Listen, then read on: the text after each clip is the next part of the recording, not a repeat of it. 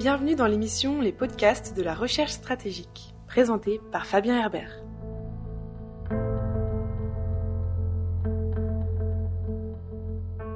Bienvenue pour ce nouvel épisode des podcasts de la recherche stratégique, un format audio consacré aux questions de sécurité internationale créé par la FRS, la Fondation pour la recherche stratégique.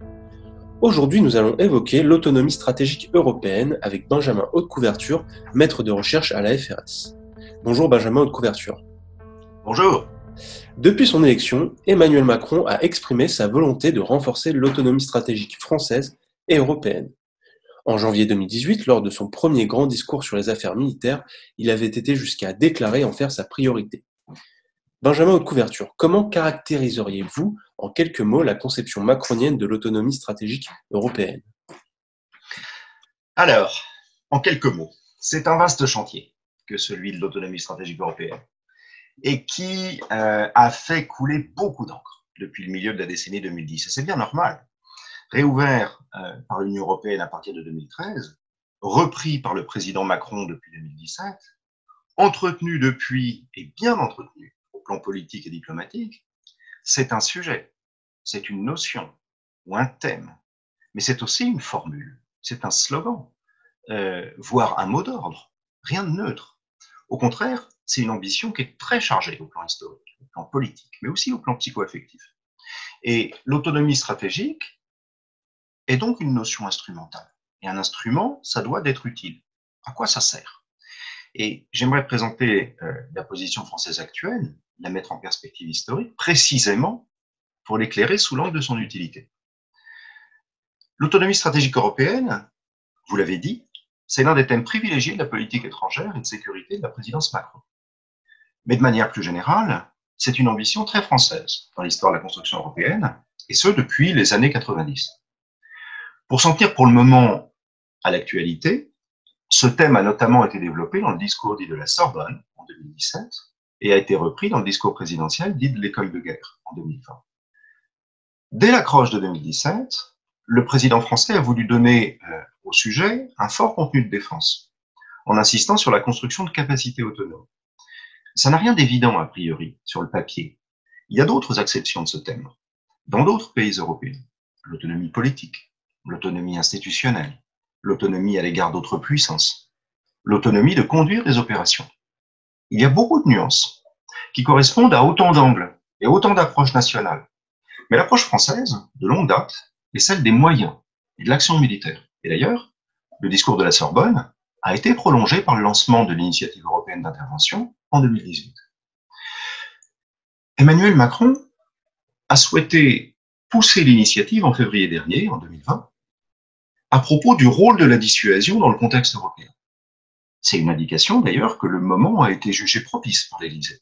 Il y a un certain opportunisme du discours de l'école de guerre. Le président a poursuivi sur la lancée de ses prédécesseurs, Hollande, Sarkozy, Chirac, mais il a franchi une nouvelle étape dans l'ouverture aux partenaires européens. Ainsi, je cite, « La France vit dans un tissu d'intérêts qui s'étend au-delà de ses frontières. Elle n'est pas isolée. L'Europe occidentale dans son ensemble ne peut donc pas ne pas bénéficier indirectement de la stratégie française, qui est un facteur stable et déterminant de la sécurité européenne. » Fin de citation. Cette interprétation élargie des intérêts vitaux de la France a donc été réaffirmée, elle est traditionnelle.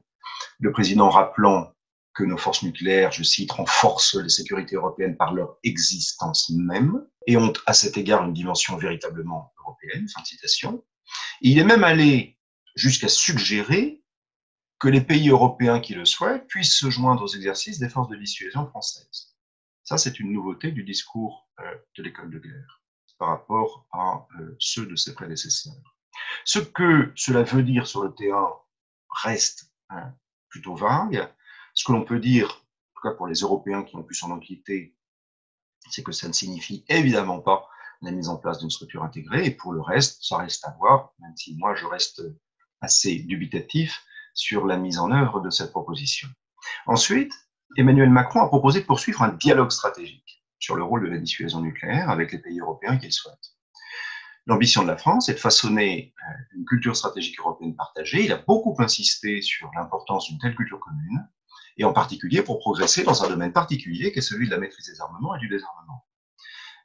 Emmanuel Macron a défendu la logique française qui est très classique, selon laquelle le désarmement n'est pas une fin en soi, mais doit permettre d'accroître la sécurité de tous. Son discours vise à reconstruire une politique européenne de désarmement sur des considérations de stricte sécurité et non sur des considérations idéologiques ou humanitaires. Et c'est une prise de position qui prend à nouveau du relief en ce moment-là, en fin octobre 2020, alors que le nombre de ratifications au traité d'interdiction des armes nucléaires permet à ce traité d'entrer en vigueur depuis la fin de ce mois, ce qui sera effectif dans quelques mois. Donc on se situe bien depuis plusieurs années au cœur d'un affrontement entre deux conceptions qui sont souvent parallèles du désarmement, mais qui actuellement se retrouvent pour se concurrencer avec beaucoup d'âpreté.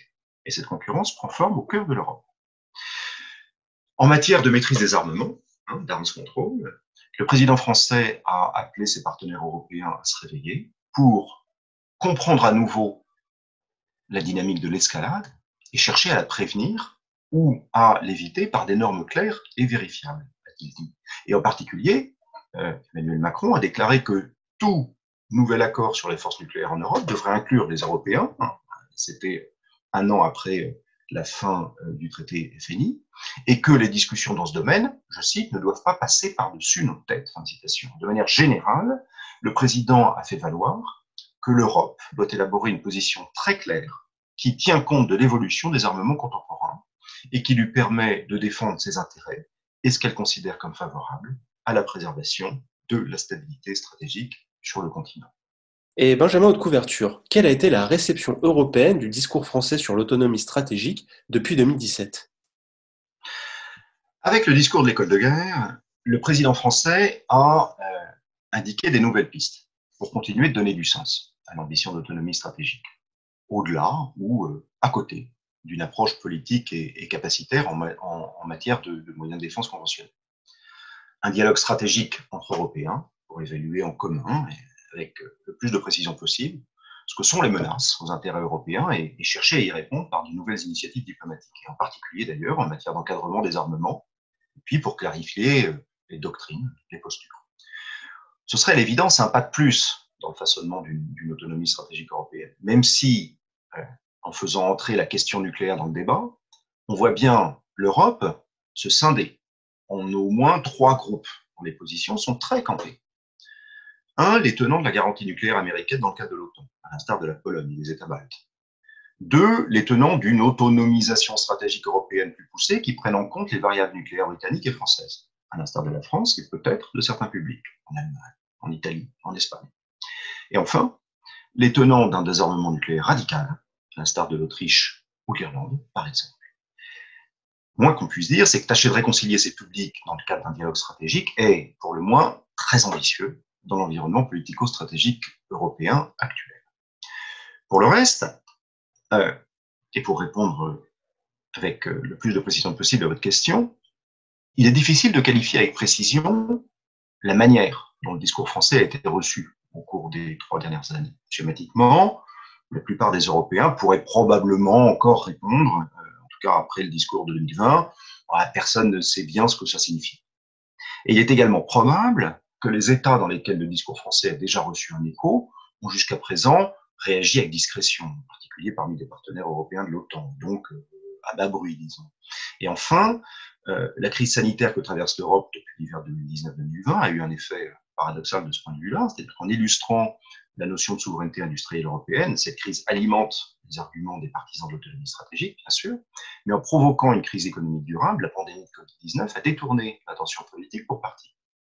Et ajoutons tout de suite que la question de l'autonomie stratégique traverse la réflexion européenne, au-delà des frontières hexagonales, et depuis longtemps, sur fond d'une perception qui est généralement partagée entre Européens sur le fait de voir l'Europe entrer dans une ère de compétition stratégique et géopolitique qui est très exacerbée.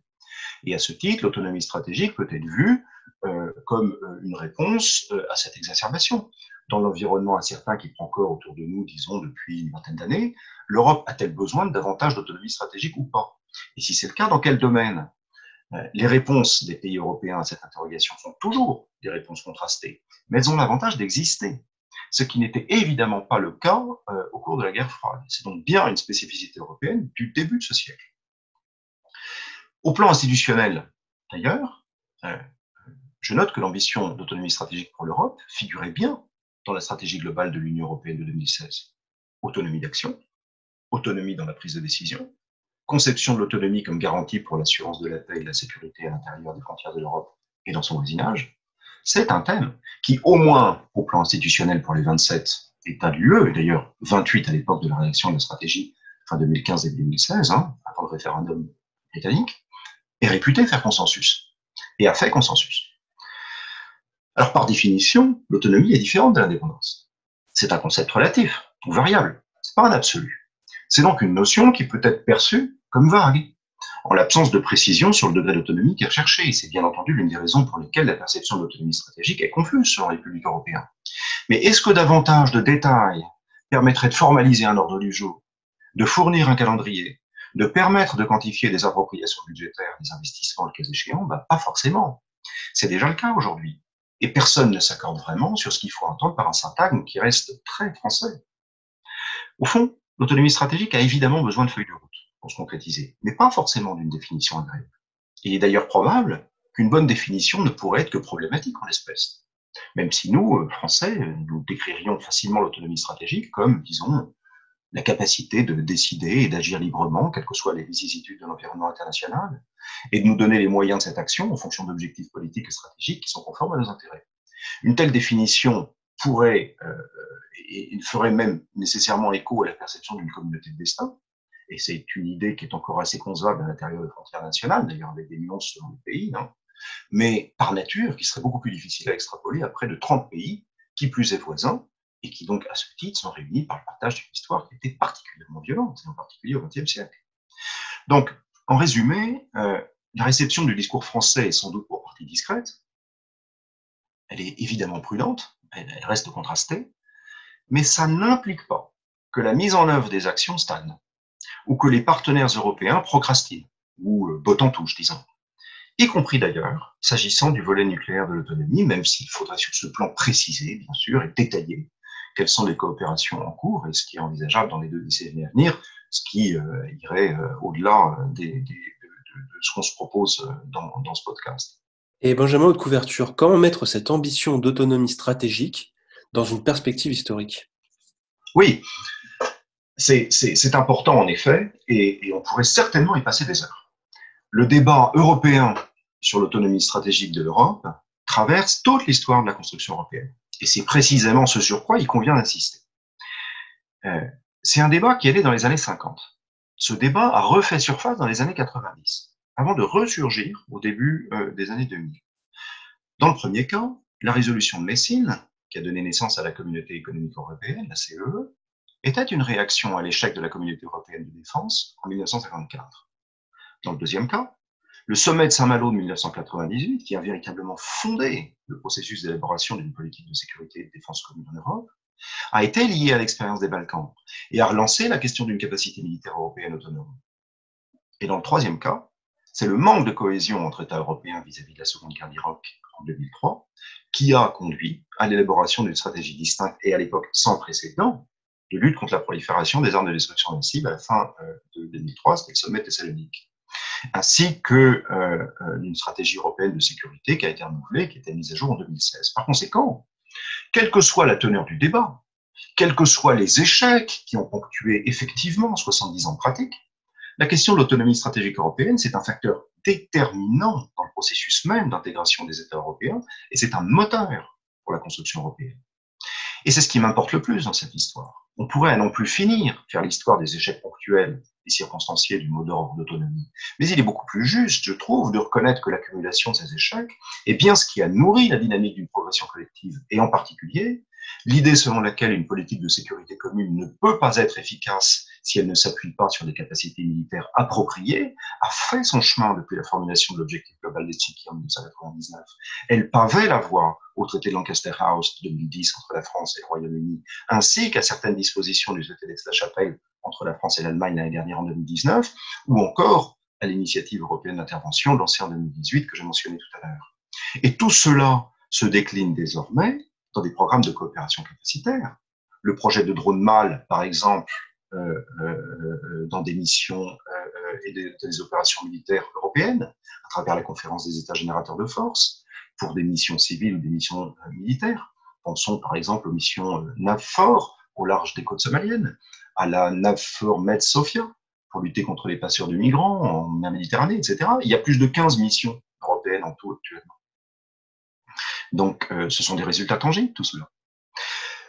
Une autre façon, un petit peu différente, de mettre en perspective ce renouveau de l'autonomie stratégique depuis 5 ans, mais qui a du sens sur le plan historique, si vous voulez, ou historiographique, c'est de reconnaître qu'il s'agit du marqueur d'une époque qui est faite de Brexit, de décomposition européenne interne, d'essoufflement du projet européen, de réémergence de la Russie comme acteur stratégique agressif, d'inquiétudes diverses à l'égard de la garantie de sécurité américaine dans le cadre de l'OTAN, en particulier depuis l'arrivée de Donald Trump au pouvoir à la Maison-Blanche, d'appréhension vis-à-vis des appétits chinois et de perception de diverses menaces à la sécurité de l'Europe, à ses frontières sud-est et sud, les mouvements migratoires bien entendu, et le terrorisme fondamentaliste, comme l'actualité nous le rappelle malheureusement. Dans ce contexte, la crise sanitaire actuelle n'a fait au fond qu'ajouter un travers de plus qui conforte la réapparition de l'autonomie stratégique dans le débat hexagonal et dans le débat européen depuis quelques années. Il n'y a pas de hasard. L'autonomie stratégique dans l'environnement particulièrement insécure qui est le nôtre en Europe représente aussi l'espoir d'une époque très identifiée de l'Europe, la nôtre. Et enfin, en quoi est-il nécessaire aujourd'hui de penser cette autonomie stratégique? Vous y avez un peu répondu, mais est-ce que vous pouvez développer ce point? Bien sûr, et c'est même, je pense, ce qui est le plus important. En somme, penser l'autonomie stratégique comme une question à laquelle répondre par oui ou par non n'a plus de sens aujourd'hui. Il ne s'agit pas d'être pour ou contre, mais de se demander à quoi serait utile le fait d'accroître encore le degré d'autonomie stratégique d'États européens qui acceptent d'être considérés dans un ensemble politico-sécuritaire stable à un moment donné de leur histoire. Maintenant, l'autonomie stratégique européenne, c'est devenu un substrat, une donnée existante, une réalité. Vouloir l'accroître, c'est considérer ces modalités actuelles et juger qu'elles ne sont pas suffisantes pour garantir la stabilité et la sécurité des sujets de droit qui en bénéficient, nous autres, Européens. C'est bien ce qu'avaient fait un certain nombre de dirigeants européens lors du Conseil européen de décembre 2013. Et depuis lors, l'Europe de la défense n'est pas seulement une injonction, c'est une réalité qui progresse. La coopération structurée permanente depuis fin 2017 comme cadre politique d'ensemble, le Fonds européen de défense pour 2019-2020, la Facilité européenne de paix dans les années à venir, parmi les moyens pour le mettre en œuvre. Et d'ailleurs, une question pendante du fait de la crise sanitaire qui s'est réinstallée en Europe, c'est une question de moyens. Les budgets prévus par la Commission vont-ils pouvoir être tenus du fait de la crise économique qui va fragiliser la zone euro? C'est aussi pour cela qu'il est utile de penser l'autonomie stratégique, ça sert à ça. En réouvrant le débat en 2020, la présidence française indique qu'elle tient à ce que les diverses déclinaisons de cette ambition restent priorisées dans les arbitrages budgétaires à venir.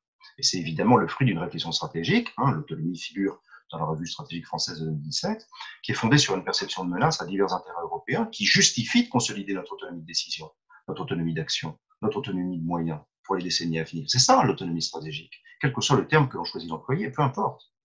Et l'une des déclinaisons de cette consolidation, c'est la considération des forces de dissuasion nucléaire européennes, c'est-à-dire françaises et britanniques, dans l'environnement de sécurité européen. Encore une fois, il s'agit là d'un sujet en tant que tel, un traité en tant que tel, et qui dépasse en tout cas les limites de ce podcast. Mais en attendant, penser l'autonomie stratégique européenne aujourd'hui ne doit pas s'arrêter à la question de ce que cela signifie, parce que les doctrines sont écrites, parce que les engagements sont contractualisés et parce que les programmes sont en cours. Les progrès qui ont été accomplis depuis Saint-Malo en direction de l'autonomie sont matière à débat. Les objectifs fixés à Helsinki en 1999 n'ont pas été atteints, par de nombreux États. Le manque de capacité est criant, en de nombreux termes, notamment en matière de partage de l'information, de ce que l'on appelle la situation awareness. L'inégalité dans les investissements de défense entre États européens pour combler les multiples gaps capacitaires est une réalité incontournable. Ce serait pourtant absolument nécessaire pour être à l'aise dans un scénario de défense collective de grande ampleur. On parle, selon les estimations, d'un manque d'environ 300 milliards de dollars collectivement, qui pourrait être comblé au mieux en 20 ans. Et citons encore la fragmentation du marché européen de la défense du côté de l'offre, qui est un sujet très documenté, qui comporte d'ailleurs ses propres enjeux, mais qui est évidemment en rapport avec certains freins à l'autonomie stratégique européenne. Bien. Au vu de ces quelques exemples, il est nécessaire de se poser une question qui est plus opératoire à présent.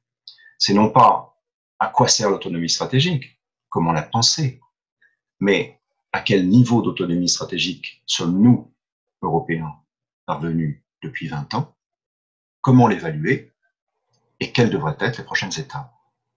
Et je serais ravi d'aborder ce sujet dans un prochain podcast. Merci Benjamin Haute-Couverture, merci à vous qui nous écoutez. Si vous voulez suivre les activités des chercheurs de la FRS, rendez-vous sur notre site internet. Vous pouvez également nous suivre sur les réseaux sociaux. Enfin, n'hésitez pas à faire un tour sur notre page YouTube, où vous y trouverez de nombreuses vidéos sur des sujets divers et variés, toujours en lien avec les politiques de sécurité internationale. Merci et à bientôt pour une nouvelle émission. C'était les podcasts de la recherche stratégique, présentés par Fabien Herbert.